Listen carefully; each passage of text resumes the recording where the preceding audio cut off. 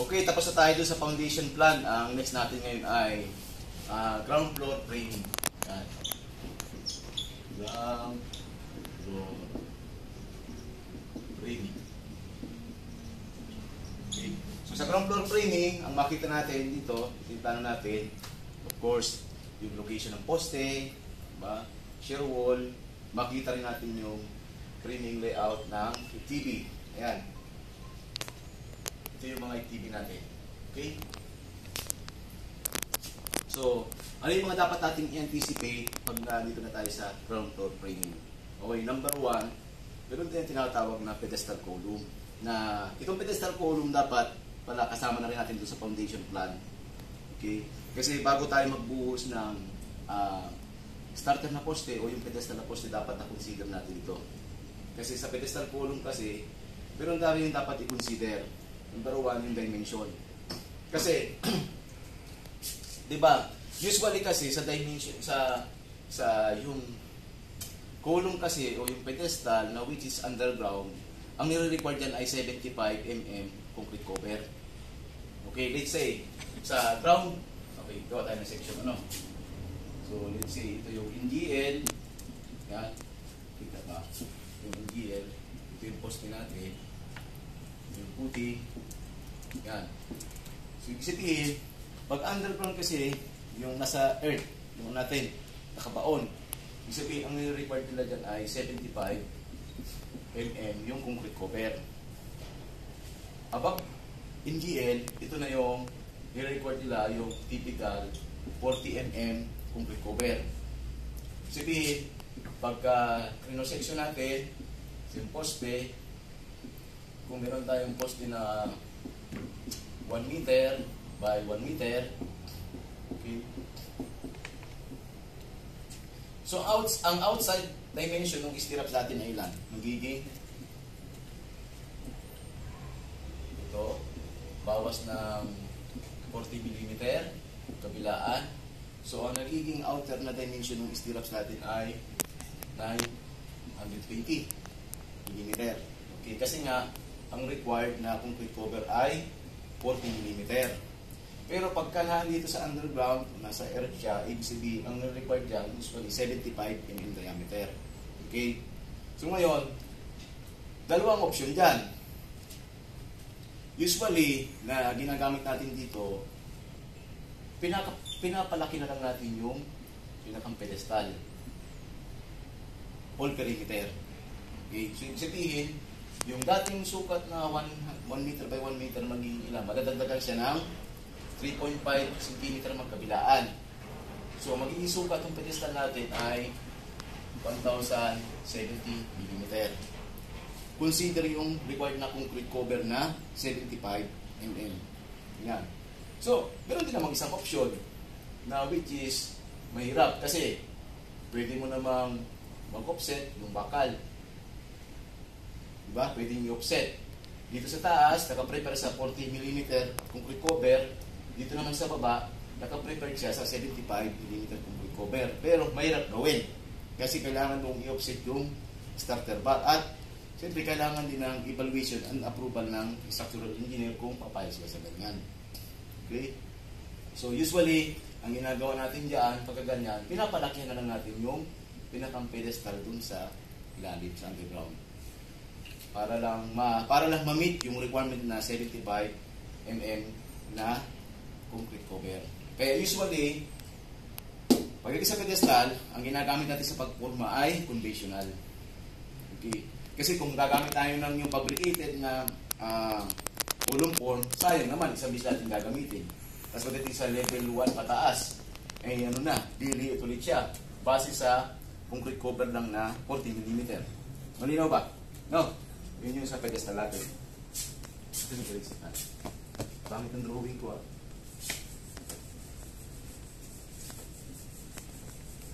Dapat naman itititi dyan, di ba? At, okay. Anong next? Pedestal, column. Pinukonsider din natin yung height.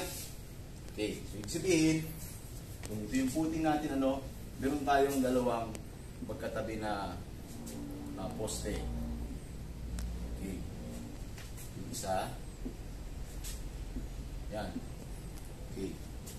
So, magkaiba ng, sabihin natin, magkaiba siya ng elevation, mas malalim itong isa. Yan.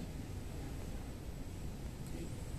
So, yung sinasabi ko doon na FTB elevation, okay, mamaya, pag nagbuhos tayo nitong pinakang pedestal na to, yan, nagbuhos tayo, bago tayo magbuhos niyan, kung ilan yung height niya, kailangan siguraduhin natin, ano ba talaga yung magiging specific elevation ng FTB. Okay, mamaya, nagbuhos tayo nitong pedestal. Andito pala dapat yung elevation ng FTB. Diba? Usually, nangyayari to. So, nakabuhos na ng pedestal, ngayon, nung maglalagay na ng FTB, ang tamang elevation pala ng FTB ay dito. So, anong nangyayari? Mag-demolish tayo nitong part na to. Yan. Kasi hindi naman basta-basta pumapayag yung ibang designer na mag-drill tayo ng main bar. Diba? Lalo na kung malaki yung FTB, madami din yung bakal. Okay, so, kailangan yung buhos o yung height ng buhos ng pedestal, yan, kailangan masigurado natin, alamin natin kung ano talaga yung tamang elevation ng FTB bago tayo magbuhos ng pedestal. Okay? Now. Okay. Meron din namang ibang portion na halimbawa lang, itong elevation ng FTB na to ay mas mataas. Itong elevation ng FTB na to ay mas mababa. So, ibig sabihin, pag binuhusan mo itong specific na pedestal na to sa ilalim, kailangan mong alamin dito sa apat na FTB na nakakonekta kung sino yung siyang pinakamababa. Ibig sabihin, kung ito yung pinakamababa, yan yung susundin mong elevation na buhos ng pedestal. Okay, dahil usually, di ba? Gagawin natin, buhos ng footing, buhos ng pedestal, buhos ng FTB. Yung iba naman, tinutuloy na rin yung pagkabuhos ng footing, poste, tapos saka na FTB. So, depende na lang. Pero ito yung usually na ginagawa na footing, pedestal, FTB, tapos first lead column. Yung simula sa level 1. Okay? So, tandaan na, kung may apat na nakakonekta ng FTB, alamin kung alin yung pinakamababang elevation, yun yung susundin na height para do sa height ng buhos ng pedestal. Okay, so tapos na tayo sa pedestal, yung dimension, kinukonsider natin yung concrete cover na pag nasa underground ay 75 mm. Kung nasa taas naman ay 40 mm. Okay, so just in case din naman, kung ano natin, yung 75 mm na yan, kung ipapalaki natin both side, hindi naman siya lalabas sa property line. Diba? Baka mamaya iniisip nyo dapat naka-plus dito sa poste. So kaya nga, pinapasok natin yung poste dahil gagamit tayo ng precast. So ang kapal ng precast, 125, diba? Pero pangalalas 25 mm. So ibig sabihin, pasok pa rin siya na ibig sabihin yung pedestal natin, hindi siya lalabas sa property line. Now, okay. So, okay na tayo sa pedestal column. Ito na ngayon, yung footing tie beam. Okay. Sa footing tie beam, ngayon, kinukonsider natin yung location. Adjust for precast wall at perimeter. Usually, ang design sa framing plan ng ground floor, diba? Itong FTB, usually nakasentro yan sa poste. Okay. Ito, nakasentro lahat yung perimeter. Yan, yung FTB. Ganyan. So, kung isa-section natin yan, dito siya, dito yung footing, okay, section tayo dito. Okay. So, ibig sabihin, nandito ngayon sa gitna yung FTB. So, yung FTB natin. Okay. Siya. So, dahil nga, yung precast natin, mag-iisang sa level 1, kailangan natin may papatungan. So, ang ginagawa natin dito, instead na dito, gilid natin yan dito, yung FTB, tapos pag-a-additional tayo ng thickening. Nakaangat pa yan ng konti. Yan. So, depende. Itong angat ng sukalo na to, kailangan mas mataas siya dun sa masyadong maliit yung drawing natin, laki-laki natin. Okay. Ito yung footing. Ito yung column. Ito yung footing tie beam. Yan. So, tapos, magtitikiling tayo. Yan. ng 150 mm. Dahil para sa concealer sa precast. Ngayon, naka-extend yan para magiging sukalo. Kung hanggang saan nyo SOG. Okay, dapat mas mataas siya doon sa SOG. Yan. Okay. So, then, ito na ngayon ang magiging buhos natin sa perimeter na FTB. Kasabay na itong ikiling. Ito, pwedeng ipahuli yung buhos ng pinakang para sukalo. Okay. So, doon naman sa sukalo, doon tayo naglalagay ng plate na pinagbibindingan ng precast. Minsan, naglalagay tayo ng sherky. Kung titingnan natin dito sa side na to, yan. Ito yung FTB natin. Ito yung precast. Yan, yung precast wall. Okay. Naglalagay tayo dito ng plate sa pagbuhos itong pinakasukalo. Dahil yung precast din natin ay may plate yan, metal plate, natatapat dito para ma-welding dito. Naglalagay din tayo ng isa ng sherky. Yan. Nakasabay sa buhos ng tinakang sukalo na kasama sa FTB. Okay? Para pagkabit ng precast, may pinakang sherky siya dyan, meron pa siyang welding. So, sa madaling salita, nasa level tayo ng ground floor, ibig sabihin, dapat meron na tayong approval na precast cutting list. Okay, dahil, bakit kailangan natin approval ng precast cutting list? Kasi, nakakonsider na ngayon yung location ng plate. Pag binuhusan natin yung precast sukalo. Okay? Now, next natin ay location pa rin. Offset from underground tank. Okay? So, pwede natin baguhin yung location ng FTB kasi i-evaluate naman yan ng structural engineer. Diba?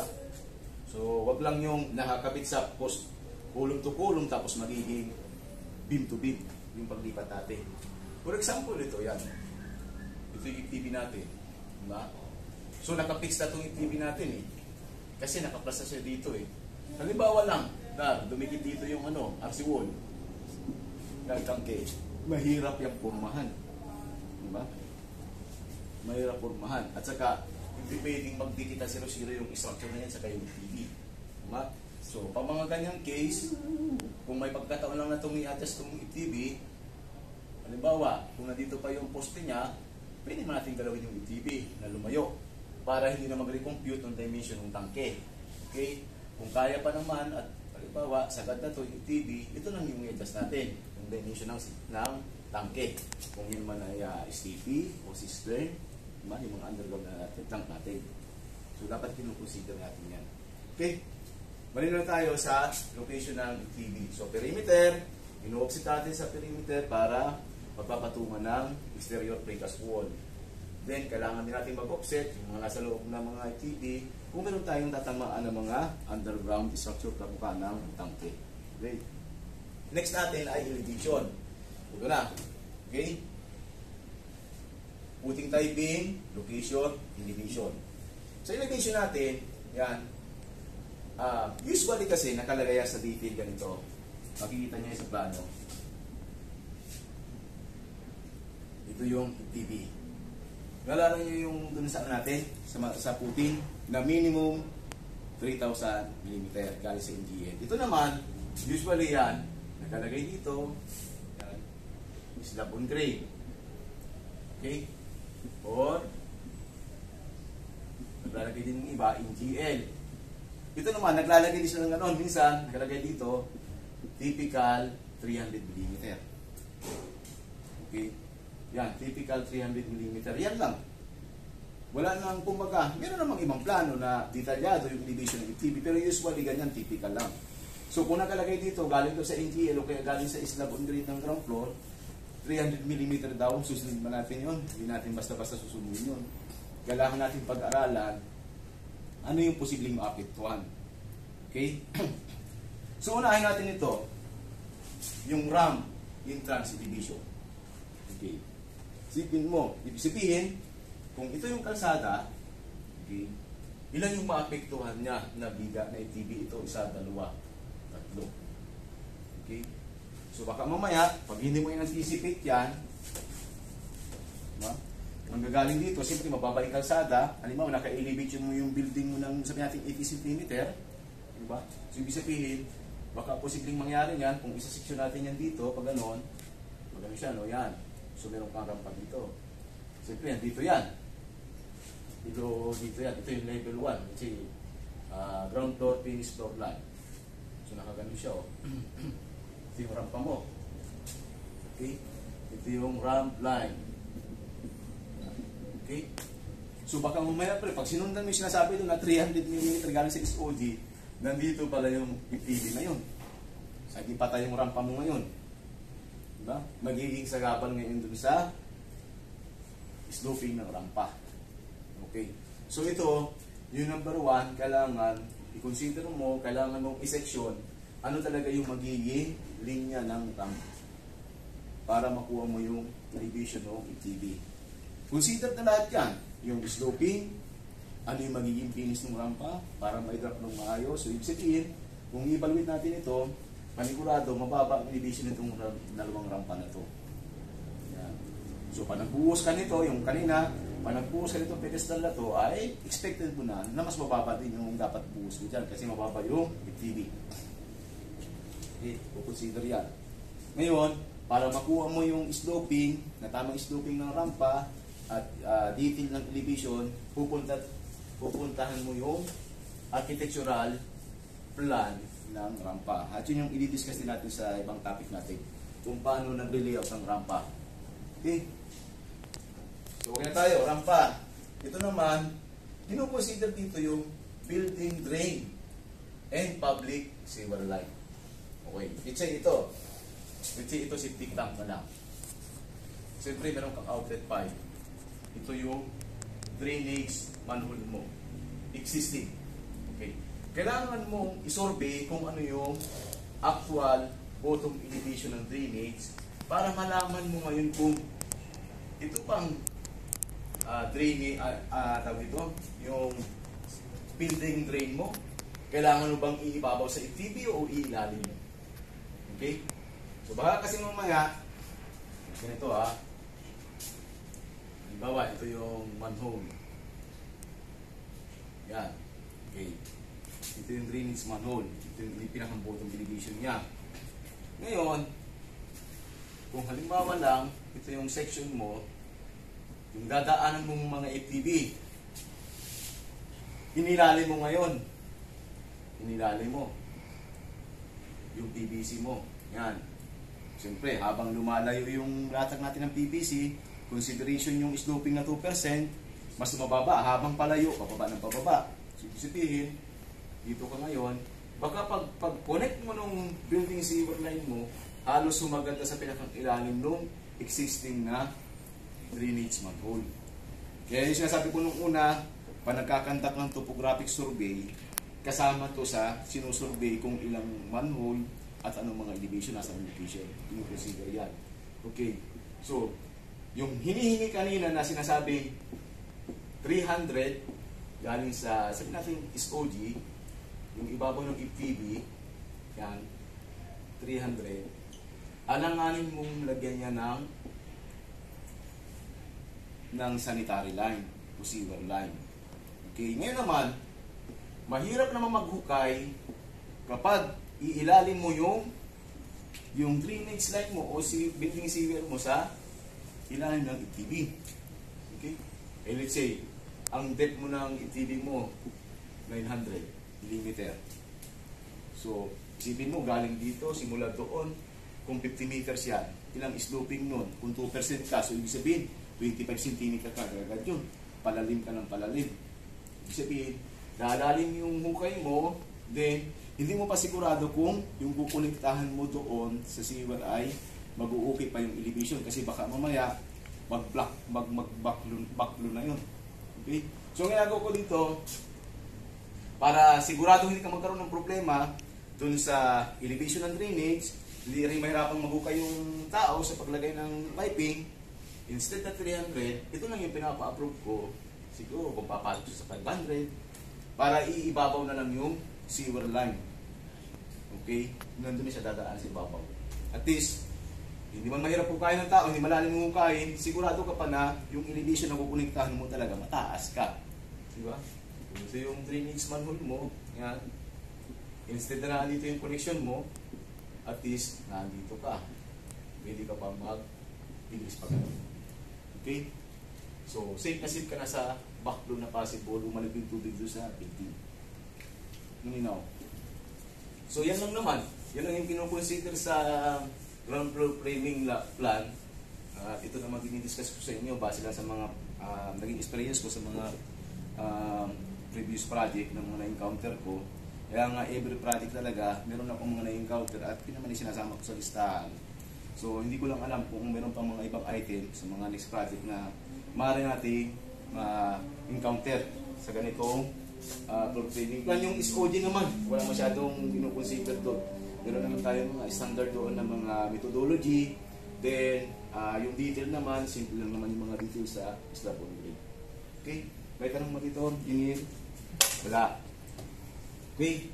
So, yan. So, tapos na tayo sa foundation. Next yung ground floor framing plan. Then, ang ininext na natin ay typical suspended slab. Sumunod ay yung rampa, kung paano pag-ano ng rampa. Tapos, yun na yung pinakaibabaw na roof deck na. So, mga basic information lang na kailangan natin malaman pagdating sa planning.